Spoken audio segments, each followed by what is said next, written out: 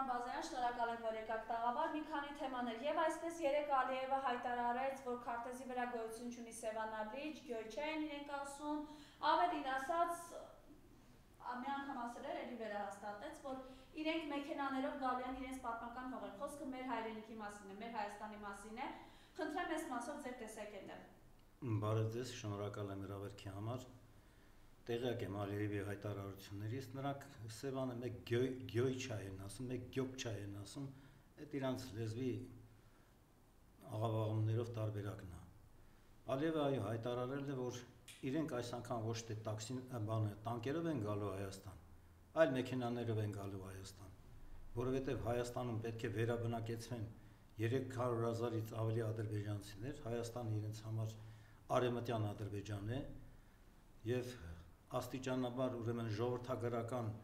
փոփոխություններ տեղի ունենան Հայաստանում ու աստիճանաբար ադրբեջանցիների թիվը ավելանա Հայաստանում, այսինքն իրենց մտքով արևմտյան Ադրբեջանում։ Նրանք վերջերս նաև մի 22 թվականի կարծեմ դեկտեմբերի 24-ին գրքի մի շնորհանդես են արել, որտեղ գրված է, որ հայերը եկվորներ են, նրանք արտաքսել են ադրբեջանցիներին իրենց հայրենիքից եւ ուրեմն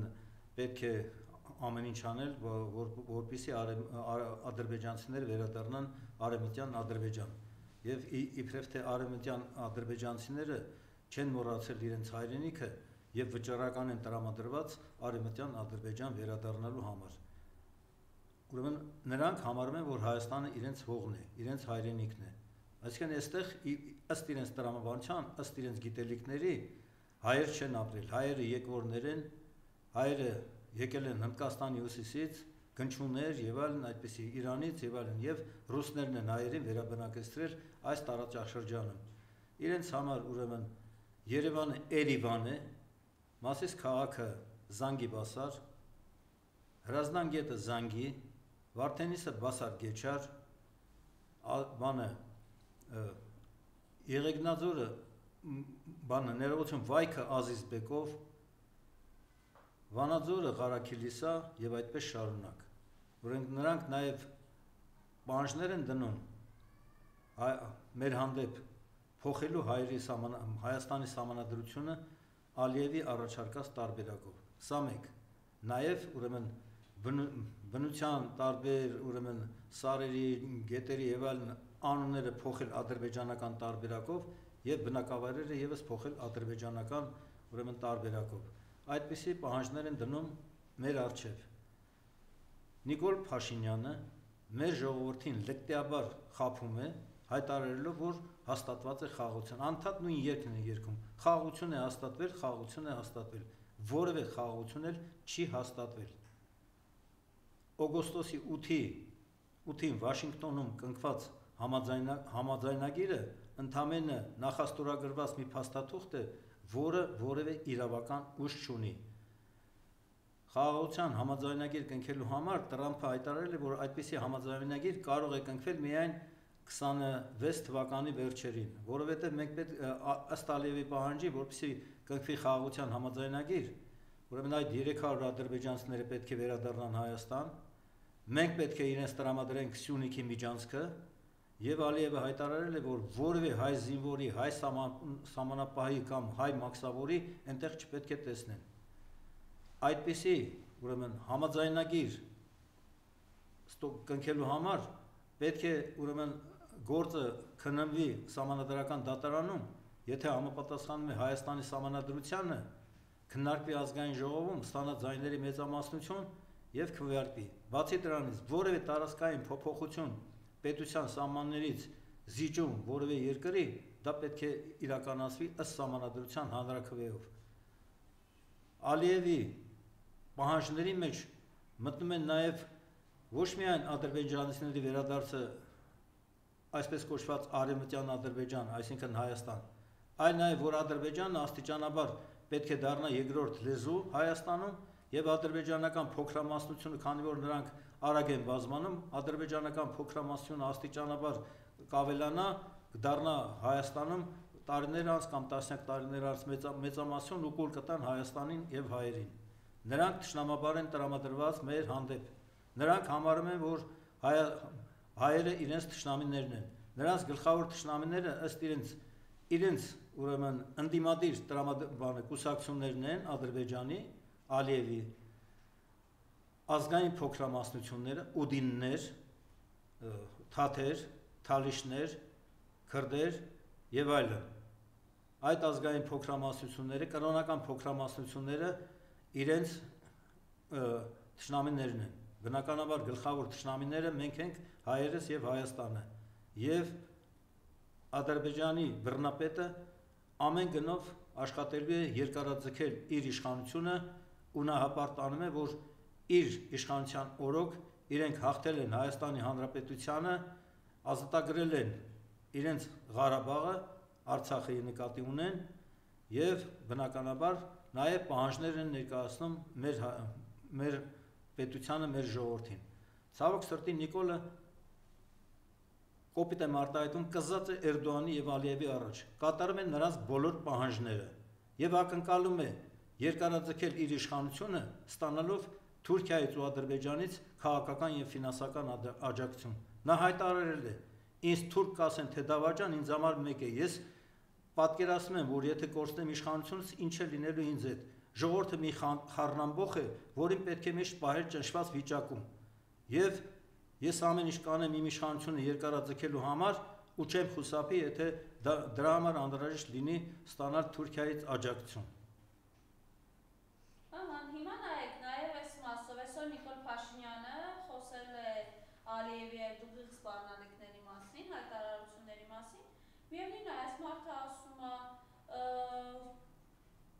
ուղիղ մեջբերում անեմ, հա, երևի, եթե սա հնարավոր է մեկնաբանել։ Ադրբեջանի նախագահի ձեր ասածը չի արտահայտում ամբողջ պատկերը, որովհետև Ադրբեջանի նախագահն ասել է, որ ցարական քարտեզներով եթե նայենք, Սևանալիչ չկա, կա անուն։ Ավելին, Փաշինյանի խոսքով, ավելի քան 30 տարվա կոնֆլիկտը լուծված է քաղաքական առումով։ Խնդրեմ։ Կոնֆլիկտը քաղաքական առումով լուծված չի, Արցախի հարցը լուծված չի, որքան էլ որ նրանք փորձեն մեր ժողովրդին անընդհատ ստիպել, որ մենք մոռանանք Արցախի մասին, մենք չենք կարող մոռանալ Արցախի կորուստը։ Մենք չենք կարող մոռանալ, որ Նիկոլ Փաշինյանն էր հանդիսանում հայկական զինված ուժերի գլխավոր հրամանատար եւ որի պաշտոնավարման ընթացքում մենք ցավալի պարտություն կրեցինք այդ պատերազմում, որովհետեւ մեր դիվանագիտությունը 44 օրյա պատերազմի ընթացքում չէր աշխատել։ Ադրբեջանն ուներ հզոր դաշնակիցներ, իրենց ցեղակիցներ Թուրքիան, որը Ադրբեջանին մատակարարում էր անընդհատ թռչող սարքեր եւ թուրքական սպայական կազմը ՆԱՏՕ-ի դասընթացներով անցած ղեկավարում էր այդ պատերազմը։ Ադրբեջանին ռազմական աջակցություն է ցուցաբերում նաեւ Պակիստանը, որը մինչեւ օրս չի ճանաչել Հայաստանը որպես անկախ պետություն։ Ադրբեջանին օգնում էր նաեւ իր հետախուզական ռազմական տեխնիկայով Իսրայելը,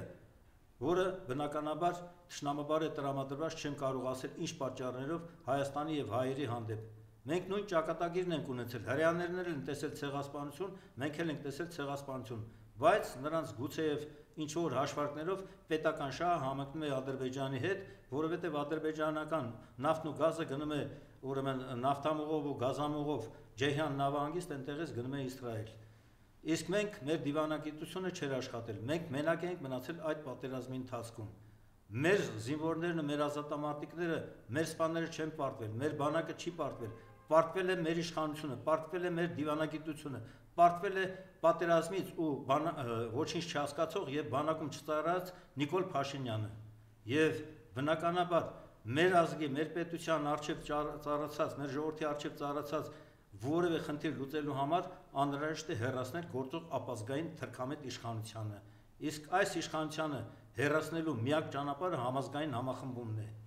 Եվ Արցախահայության, որոնք տեղափոխվել են Հայաստան, եւ Սփյուռքահայ մեր հայրենակիցների եւ մնացած մեր ժողովրդի։ Ես բոլոր իմ հանդիպումներում տարբեր քաղաքական ուժերի ղեկավար մարմինների ներկայացուցիչների հետ, հասարակական կառույցների, հայրենակցական միությունների, մարզական ու մշակութային միությունների, Բացի երկրապահի վերնախավից նաև ազատամարտիկների կողմից կազմակերպված բազմաթիվ կազմակերպությունների, պայստազորի զինվորականների հետ հանդիպումների ժամանակ անընդհատ նույն բանն եմ հայտարարում. մի կողմ թողեք ձեր անձնական համակրանքներն ու հակակրանքները, մի կողմ թողեք ձեր արտաքին քաղաքական կողմնորոշումները, ռուսամետ, արևմտամետ եւ այլն, եկեք համախմբվենք, միավորվենք, հզոր դաշենք մի հատ ձևավորենք, միավորում, ոտքի անենք մեր ժողովրդին, Աշոտսկից մինչև Մեղրի, կազմակերպենք կանոնազանդություն գործող ապազգային թրքամիտ իշխանությանը, պարտադրենք Նիկոլի եւ իր կառավարության հերացումը ու կարճ ժամկետի համար ձևավորվի ժամանակավոր անցումային կառավարություն, որը կիրականացնի արդար օրինական ազգային ժողովի նոր ընտրություններ։ Բնականաբար մենք ակնկալում ենք, որ Հայաստանում նոր ձևավորվելիք ազգային իշխանությունները իրականացնելու են մեր ժողովրդի նպատակներն հետապնդող, մեր ազգային պետական շահերից բխող արտաքին եւ ներքին քաղաքականություն։ Ես հիմա անդրադառնամ Գյոքչայի հարցին։ Ուրեմն այո, Նիկոլը հայտարարել է, որ ցարական Ռուսաստանում Սևան իբր թե անվանում գոյություն չուներ, կար Գյոքչա կամ Գյոչա, որևէ Գյոչա կամ Գյոքչա չի եղել։ Հիմա աշխարհում շատ մեծ է ջրային ճգնաժամի խնդիրը քաղցրահամ ջրի,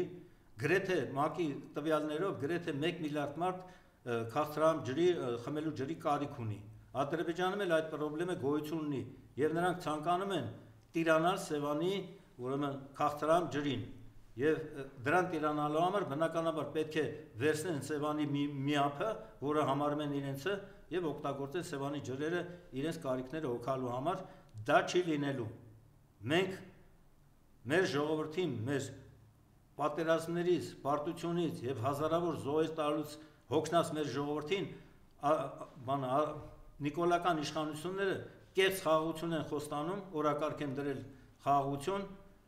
որպեսզի երկարաձգեն իրենց իշխանությունը։ Մենք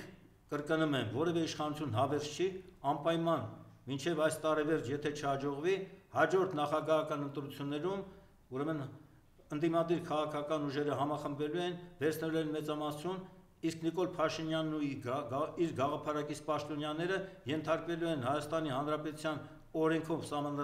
օրենսդրությամբ նախատեսված կարգով դատական պատասխանատվության։ Հոկտեմբերի 27-ին եռաբլուրում էր Սասուն Միքայելյանը, որտեղ խոսում է Վազգեն Սարգսյանի մասին, ասելով, եթե Վազգենը կենդանի լիներ, Լեռնային Ղարաբաղի հետ տեղի չեն ունենա այն, ինչ տեղի ունեցավ։ Պարոն Բազարյան, եթե Վազգեն Սարգսյանը կենդանի լիներ, ինչ տեղի կունենար Սասուն Միքայելյանի հետ եւ 2018-ին անամոթաբար Հանրապետության հրապարակում գոռում էր, որ այս հեղափոխությունը ավելի կարևոր է, քան Արցախյան շարժումն ու հաղթանակը։ Ուրեմն նախ պարզաբանեմ, որ 18 թվականին որևէ հեղափոխություն չի եղել։ Եղել է շատ բարձ իշխանափոխություն կամ համաձայնեցված իշխանատվություն։ Ոչինչ չի փոխվել։ Նախկինի պես եւ շատ ավելի սուր, ուրեմն դատական իշխանությունը կախված է գործադիր իշխանությունից։ Ամեն օր դատական process-ներ են տեղի ունենում Հայաստանի Հանրապետությունում։ Ով իրենց դուր չի գալիս, ումից որ անհանգստանում են, շինծ ու քրեական Նիկոլի հրանգով շինծ ու քրեական գործեր են հարուցում իրավապահ մարմինները, այսպես կոչված, եւ տանում են դատարաններում իրենց ենթակայության ներքո գործող դատարանների որոշումներով ապօրինաբար մեր հայրենակիցներին տանում կալանավորում են։ Ես կարող եմ բազմաթիվ անուններ տալ, որքան մարդիկ են ապօրինաբար կալանավորված։ Ապօրինաբար կալանավորված են զոհված զինվորի հայր Արա Ռոստոմյանը, զոհված զինվորի հայր Գարիկ Գալեյանը, հասարակական քաղաքական գործիչ Վահագն Չախալյանը, սրբազանները, Շիրակի թեմի առաջնորդ arczepiskopos Միքայել Սրբազանը, Տաուշի թեմի առաջնորդ arczepiskopos Բագրատ Սրբազանը, գործարար եւ ազգային մեծ բարերար Սամվել Կարապետյանը, Արագածոտնի թեմի վրա կատարել են հարձակում եւ կալանավորել են այնտեղ ուրեմն որոշ քանակի քահանաների եւ հոգեվորականների։ Կեղծ պատարակ են կազմակերպում Արագածոտնի մարզի հովանավանքում եւ պարտադրում են պետական մարմինների աշխատողներին, դպրոցների ուսուցիչներին բանին ներկայություն ապահովել այդ կեղծ պատարակներին։ Ամեն ինչ կեղծում են, ուրանում են մեր ազգային արժեքները, ուրանում են հայոց ցեղասպանությունը։ տարի առաջ Նիկոլա Շվեյցարիայում հայտարարեց, որ դեռ պետք է պարզել, արդյոք եղել է ցեղասպանություն, թե չի եղել, եթե եղել է, ապա ինչու է եղել, ինչքան մարդ է զոհվել, հետո նա հայտարարեց, որ մեր պետությունը Հայաստանի Հանրապետությունն է, բայց մեր ներողություն, մեր հայրենիքը Հայաստանն է, բայց մեր պետությունը դարեր շարունակ եղել է Օսմանյան կայսրությունը։ Նիկոլն այնքան տգետ է, որ տեղյակ չի, որ ներկայիս Հայաստանը Արցախի եւ Նախիջևանի հետ միասին եղել է Իրանի տիրապետության ներքո։ Իսկ Արևմտյան Հայաստանը, որը 3 անգամ կամ ավելի շատ իր տարածքով մեծ է Արևելյան Հայաստանից, թուրքերը իրականացրել են մեր հայրենակիցների հանդեպ ցեղասպանություն եւ տիրացել են մեր հայրենիքին։ Հիմա էլ ադրբեջանցիք գրեթե ցեղասպանություն իրականացրեցին արցախցիների հանդեպ, արցախցիներին արտաքսեցին իրենց բնորանից, հազարավոր տարիներ Արցախը եղել է հայկական։ Արցախը Ադրբեջանի կազմը եղել է ընդամենը 70 տարի։ 21 թվականին ռուս-թուրքական համաձայնագրով Լենին-Աթաթուրք Արցախը ինքնավար մարզի կարգավիճակով մնացել է սովետական այսպես կոչված Ադրբեջանում եւ Նախիջևանը եւս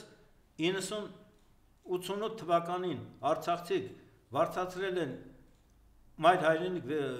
հայրենիքին միանալու հարցը, սկսվել է Արցախյան ազատագրական շարժումը, 90 թվականից սկսած պատերազմական գործողություններ են տեղի ունեցել, մենք չունենալով բանակ, կամավորականներով կարողացել ենք ազատագրել Արցախի բնակավայրերը, պաշտպանել մեր հայրենիքի սահմանները, 94 թվականին կնքվել է զինադադարի պայմանագիր եւ 94 թվականից սկսած Արցախն ու Հայաստանը միասին միացած մենք ունեցել ենք ավելի քան 42,000 քառակուսի կիլոմետր տարածք։ Նախկիններից, ես ավարտեմ կներեք, նախկիններից Նիկոլը ժառանգել է Արցախն ու Հայաստանը միացած 42,000 քառակուսի կիլոմետր տարածք։ Ես նախկիններին չեմ արդարացնում, նախկինները եթե լավ ղեկավար էին մեր պետությունը, Նիկոլի նման մի հատ կիսագրագետ մեկը չէր կարող փողոցից գալ վերցնել իշխանություն։ Նա չունի լիարժեք բարձրագույն կրթություն։ Դերի բարձրագույն կրթություն ունի, ինչպես ասացի, ինչպես ինքը եւ իր շատ գործընկերներ, պաշտոնյաներ չեն ծառայել մեր ազգային բանակում եւ նաեւ հիմա մի հատ թեզ են առաջ բերել, որ Նիկոլը հայտարարել է, որ հունվարի 1-ից բանակում ժամկետային զինծառայությունը պետք է 2 տարուց դառնա 1.5 տարի։ Դա ընդամենը նախընտրական քարոզչական քայլ է, որովհետեւ բոլոր այն մեր հայրենակիցները, ովքեր ունեն որդիներ 17 տարեկան, 16 տարեկան, 18 տարեկան, որ պետք է գնան բանակ ծառայեն, մտածել են, որ լավ է, իմ տղեն կծառայի ոչ թե 2 տարի, այլ 1.5 տարի, բայց դրանով հարվածում են մեր բանակին։ Առանց այդ էլ Նիկոլը կազմաքանդել է հայոց բանակը, վաստակաշատ զինվորականների վրա հանձնարարել է հարուցել շինծու քրեական գործեր ու տանել նրանց կալանավորել։ Գրասենյակային աշխատողներին տարել նշանակել են բանակում շատ կարևոր պաշտոնների, որոնք իրականում չեն ծառայել բանակում եւ եւս ոչինչ չեն հասկանում ոչ բանակից, ոչ էլ պատերազմից։ Բացի այդ Նիկոլը կազմաքանդել է նաեւ մեր ազգային անվտանգության ծառայությունը։ Ազգային անվտանգության ծառայությունը այսօր վերածվել է իշխանության անվտանգության ապահովման ծառայության։ Ազգային անվտանգության քննիչներն են շինծու քրեական գործեր հարուցում մեր հայրենակիցների վրա, մշակույթի գործիչների վրա, եկեղեցականների վրա, քաղաքական գործիչների վրա, ազատամարտիկների վրա, պայստազորի զինվորականների վրա, արհեստական շինծու քրեական գործեր են հարուցում ու նրանց տանում կալանավորում են։ Իշխանափոխությունից հետո մեր բոլոր հայրենակիցները, ովքեր ազատազրկված են քաղաքական դրդապատճառներով, ազատ են արձակվելու։ Իսկ Նիկոլը, ինչպես ասեցի, եւ իր գաղափարակից պաշտոնյաները դատապարտվելու են Հայաստանի Հանրապետության օրենսդրությամբ սահմանված կարգով եւ ամեն մեկը իր պատիժը կրելու է բանտերում։ Հիմա ինչ կաներ Վազգեն Սարգսյանը, եթե կենթանի լիներ։ Հա, ձեր հարցից եշևեցի, ուրեմն եթե չլիներ հոկտեմբերի 27-ը, մենք չենք լինի այս վիճակում։ Հոկտեմբերի 27-ին զոհվեց ոչ միայն Վազգեն Սարգսյանը, այլ նաեւ Կարեն Դեմիրճյանը, 8 հոգի մեր հայրենակիցներ հոկտեմբերի 27-ին զոհվեցին։ Այդ ժամանակահատվածում մենք հաղթած պետություն էինք, հպարտ ժողովուրդ էինք եւ միասնություն դաշինքը Կարեն Դեմիրճյանի ու Վազգեն Սարգսյանի գլխավորությամբ 99 թվականի մայիսին տեղի ունեցած խորհրդարանական ընտրություններին տարավ բացահայտ առավելություն, վերցրեց մեծամասնություն ու կազմեց կառավարություն։ Վազգեն Սարգսյանը նշանակվեց վարչապետ, Կարեն Դեմիրճյանը ընտրվեց ազգային ժողովի նախագահ ու մեծ հույսեր էին կապում, մեր ժողովուրդը մեծ հույսեր էր կապում այդ մարդկանց եւ նրանց թիմակիցների գործունեության հետ։ Ես էլ եղել եմ նրանց հետ միասին, Վազգեն Սարգսյանի հետ համագործակցել ենք պատերազմական իրավիճակներում, կամավորականների միության ստեղծման գործում եւ այլն, եւ Դեմիրճյանի հետ աշխատել եմ ազգային ժողովում, ազգային ժողովի նախագահն էր, ես էլ նրա տեղակալն էի։ Ու հոկտեմբերի 27-ի ոչռագործությունից հետո շատ հարցեր մնացին չպարզված։ Մինչև հիմա հայտնի չէ թե ովքեր էին կանգնած հոկտեմբերի 27-ի ոչռագործությունների թիկունքում, որովհետև այդպիսի հանցագործությունը հենց այնպես արագ չէր կարող կատարվել։ Դա եղել է նախօրոք պլանավորված, կազմակերպված հանցագործություն եւ զենքերը նախօրոք են տարվել ազգային ժողով։ Հոկտեմբերի 26-ին նախօրոք տարվել են ազգային ժողով ու պահվել են այդ հանցագործների հետ համագործակցող որևէ ազգային ժողովի աշխատակցի, падգամավորի որևէ մեկի սենյակում պահել են նախօրոք։ Ու հոկտեմբերի 27-ից հետո ամեն ինչ փաստորեն մեր ժողովրդի այն հույսերը ոնց որ ասած խաթարվեցին, հուսալքվեց մեր ժողովուրդը, ժամանակի ընթացքում աստիճանաբար եկանք ընդհանուր հայտարարի, փորձեցինք համակերպվել, բայց եթե չլիներ հոկտեմբերի 27-ը, չէր լինի նաև 44-րդ պատերազմի մեր պարտությունը եւ Արցախի կորուստը չէր կարող լինել։ Եվ եթե ամփոփենք, ամեն դեպքում իրենք փորձում են մեզ համոզել, որ նախ շնորհակալություն է հայտնում Փաշինյանը Ալիևին այդ հացի համար, այսօր հաստատում է, որ Էրդողանին սիրով հրավիրել է Երևան, խնդրեմ ես մասով ձեր խոսքը այն իրականության մեջ, որ մեր հայրենակիցները այլևս դատվում են Բաքվում, այլևս պատկերացնելու չէ ինչ խոշտանգումների են ենթարկվում եւ որ ունենք մենք այսքան անհետ կորածներ։ Բազմաթիվ միջազգային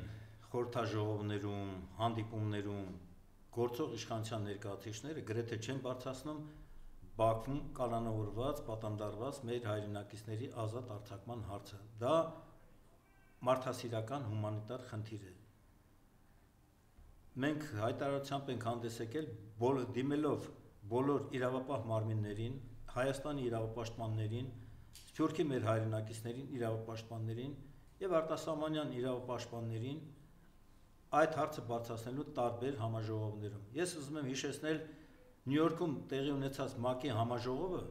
որտեղ Ալիևը խոսում էր, որ իրենք ազատագրել են ագրեսորից իրենց հայրենիքը, պատերազմում հաղթել են։ Իսկ Նիկոլ Փաշինյանը փոխանակ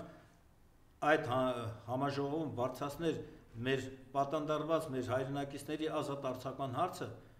համաշխարհային խնդիրներ էր բարձրացնում, որ բոլոր ժողովուրդները, բոլոր պետությունները բացեն իրենց սահմանները, խաղաղություն հաստատվի, առևտուր անեն, ապրեն։ Նիկոլ Փաշինյանը փորձում է դասեր տալ այնպիսի պետությունների ղեկավարների, ինչպիսիք են Միացյալ Նահանգները, Չինաստանը, Ռուսաստանի Դաշնությունը, Ֆրանսիան, Անգլիան եւ այլն։ Դուդով ես, որ նրանց փորձում ես դասեր տալ։ Նորից եմ կրկնում, մենք որևէ իշխանություն հավերժ չի։ Այս տարվա վերջ մինչև կլինի թե հաջորդ տարվա մեջ գործող ապազգային թուրքամետ իշխանությունը Նիկոլ Փաշինյանի գլխավորությամբ հեռացվելու է եւ Հայաստանում հաստատվելու է նոր ազգային իշխանություն, որի գլխավոր հիմնադրույթները լինելու են բանակի հզորացումը։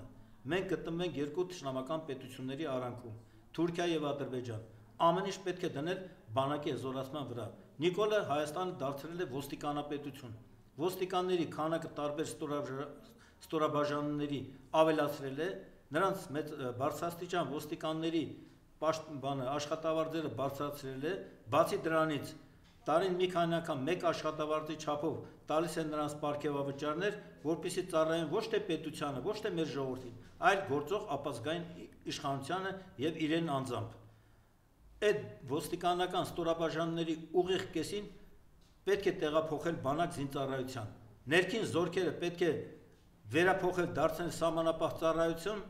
սահմանապահ զորքեր ուղարկել սահմանապահ ծառայության։ Ում են պետք այդ ներքին զորքերը։ Այս վերջերս գվարդիա ինչ-որ նաև հորինեցին։ Ներքին զորքերի գվարդիա։ Ինչ գվարդիա, ժողովրդի դեմ հանելու համար։ մեր Հայաստանի քաղաքացիների դեմ պետ իշխանությունը երթում է տալիս, չէ, ծառայել ժողովրդին, ծառայել պետությանը, բայց իրենք ծառայում են ոչ թե ժողովրդին, ոչ թե պետությանը, այլ իրենք իրենց են ծառայում եւ ծառայեցնում են մեր ժողովրդին իրենց շահերին։ Ես նաեւ բարձրաբանեմ, որ Հայաստանի արտաքին պետական պարտքը, ոչ միայն արտաքին, այլ ընդհանուր պետական պարտքը 6 միլիարդից Նիկոլ Փաշինյանի 7 տարվա կառավարման ընթացքում հասել է մոտավորապես 14 միլիարդ դոլարի, 12 միլիարդ դոլարի է հասել, որի մեծ մասը արտաքին պետական պարտքն է։ Իսկ այդ պարտքը արտաքին համաշխարհային բանկը, միջազգային վալյուտային ֆոնդը, որ տալիս են, տոկոսով են տալիս։ Մեզ բոլորիս Նիկոլը դրել է տոկոսի տակ։ Որևէ հանցագործություն անպատիժ չի կարող մնալ։ Նիկոլի վերջը շատ վատ է լինելու։ Շնորհակալ եմ հրավերքի համար։